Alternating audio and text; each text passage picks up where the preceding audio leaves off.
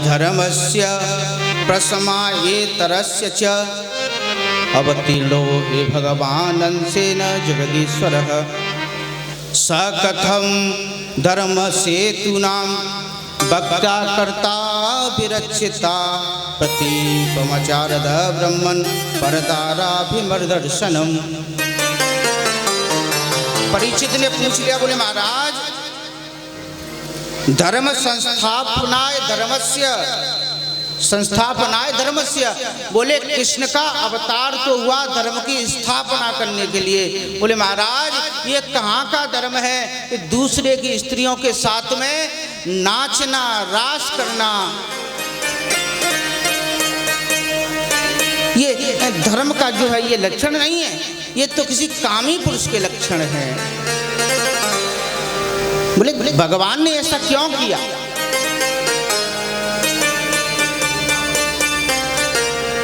सुखदेव जी कहते राजा परीक्षित, तुम शास्त्रों के प्रति शंका बहुत करते हो। कहते हैं भगवान ने जो लीला की थी ना, ये जो महारास की, पहली बात तो आप ये समझिए ये गोपियां कोई और नहीं, ये जो गोपी प्रकट भई हैं ये इस महारास के लिए ही प्रकट भई हैं। राम अवतार में जब भगवान राम जी ने धनुष को तोड़ा, वहाँ पर जो है जितनी भी सखियाँ थी उन्होंने कहा, बोले जो सौभाग्य राम जी को मिला है क्या वो सौभाग्य हमको कभी मिलेगा इनकी पत्नी बनने का?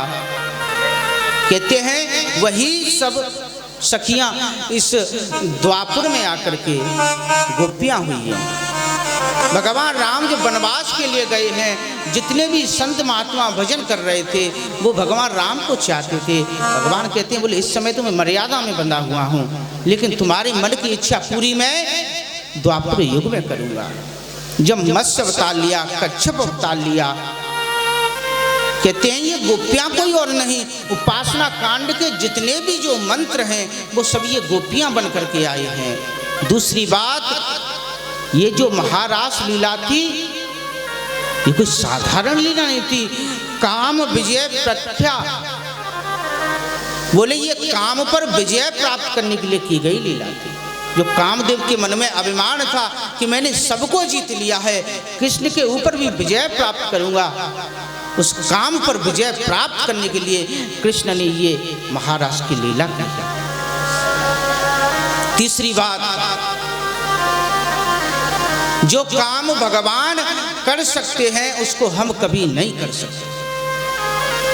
बोले महाराज जिस समय भगवान कृष्ण ने जो ये महारास की लीला की, उस समय जो भगवान कृष्ण की उम्र थी 7.5 वर्ष की थी।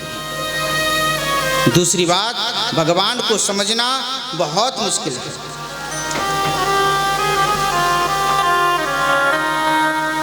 सुखदेव जी कहते राजा परीक्षित, दो ठगन बीच बसे एक ठगनी, तैसे ठग और तैसी ठगनी, जो बात कहे ठगिया, ते काम करे ठगनी। बोले एक बार ये गोपियां भगवान श्री कृष्ण के लिए भोजन लेकर के गए, तो भगवान श्री कृष्ण ने कह दिया, बोले गोपियों मैं तो जो है भोजन करता नहीं हूँ, मैं तो बाल ब्रह्मचारी हूँ। गोपियाँ कहते हैं, बोले बाल ब्रह्मचारी कहाँ से आए? हजारों गोपियों के साथ रास करते हो महाराज, बाल ब्रह्मचारी कहाँ से आए? कन्हैया कहते देखो गंगा के दूसरे तट पर एक दुर्वासा नाम के ऋषि हैं, वो भजन कर रहे हैं और वो केवल दूब का आहार करते हैं, यानी घास खाते हैं, भोजन नहीं करते। ये भोजन तुम उनके पास ले जाओ। गोपियां कहते हैं, बोले महाराज आपको पता है कि बीच में गंगा जी पड़ती हैं, हम गंगा पार कैसे होंगे? कन्हैया कहते हैं, बोले गंगा मैया से प्रार्थना करना। बोले हे गंगा मैया, अगर कृष्ण विशुद्ध ब्रह्मचारी हैं तो हमको मार्ग मिल जाए। जैसे ही ये गोपियां गई हैं, गंगा मैया से कहा है, अरे गंगा मैया, अगर श्री कृष्ण विशुद्ध जो है ब्रह्मचारी हैं, बाल ब्रह्मचारी हैं, तो हमको मार्ग मिल जाए। उसी समय गंगा मैया ने मार्ग दे दिया है। गोपियों को चिंता हो गई, बोली ये गंगा मैया कैसी हैं? दुर्वासा ऋषि के पास भोजन लेकर के गई हैं। बोले कहा महाराज ये भोजन आप ग्रहण करें। तो दुर्वासा ऋषि ने समस्त भोजन को खा लिया है। गोपियां कहती हैं कृष्ण तो कह रहे थे कि दुर्वासा ऋषि केवल धूप का आहार करते हैं, और इन्होंने तो सब भोजन खा लिया। गोपियां कहते बोले महाराज अब हम चलना चाहते हैं। दुर्वासा ऋषि कहते बोले जाओ। बोले गंगा मैया बीच में है, कैसे निकलेंगे? उधर से तो कृष्ण ने निकाल दिया और इधर से। दुर्वासा ऋषि कहते अरे गोपियों, गंगा मैया से प्रार्थना करना। अरे गंगा मैया, अगर दुर्वासा ऋषि केवल दूब का आहार करते हैं तो हमको मार्ग मिल जाए।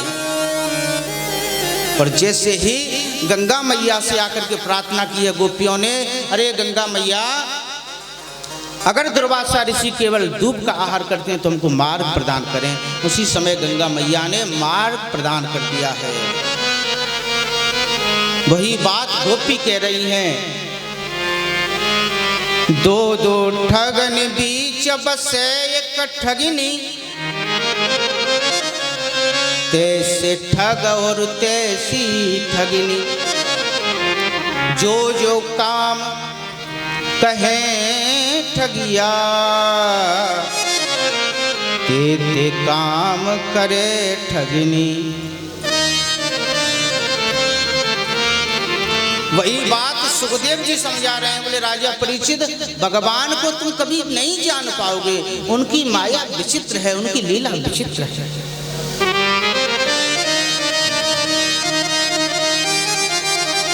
आज महाराज संपूर्ण हुआ है, सभी गोपियां अपने अपने घर आई हैं। बोले गोविंद भगवान की।